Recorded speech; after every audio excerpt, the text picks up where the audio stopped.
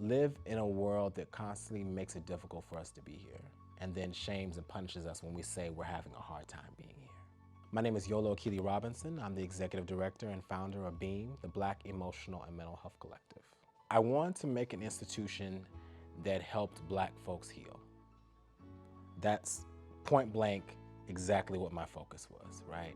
And I wanted that organization not only to help Black people heal, but also be a space that the people who worked there also were getting healing and support too, right? So that it wasn't we were out talking and preaching this and actually not practicing it inside the institution.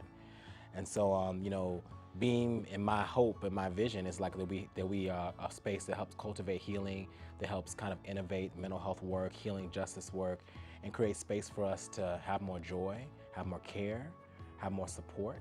That's at the heart and core and root of what I like to believe BEAM is, or I believe BEAM is. What activated me to kind of create BEAM was just seeing the way Black people are treated when we are in distress. Like seeing what was happening in the places I grew up in, seeing people who were struggling with substance use being treated like criminals instead of people who needed help. This month is Minority Mental Health. At BEAM, we have a reframe for minority mental health. We call it Mental Health Liberation Month.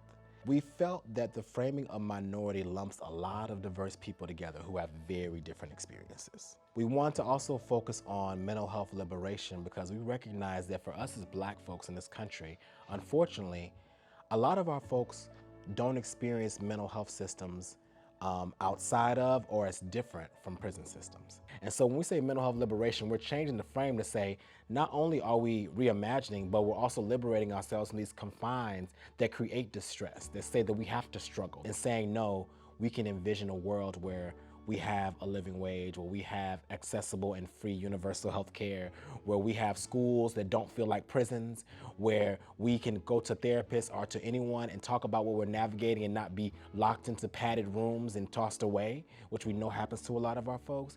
We're gonna liberate ourselves and our folks by creating a world where not only for Black people, but for white people, for Latinx people, for indigenous folks, a really truly healing and love-centered vision is possible. I think that's so important for all of us to know that there are people out there who've navigated things you've navigated, who've been through the things you've been through, who are still going through it, who want to support you.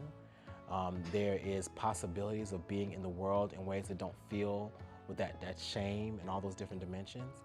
And I want folks to know that, and know that like you're not alone, you're not the first, nor should you be the last to struggle with a mental health condition or just a difficult moment.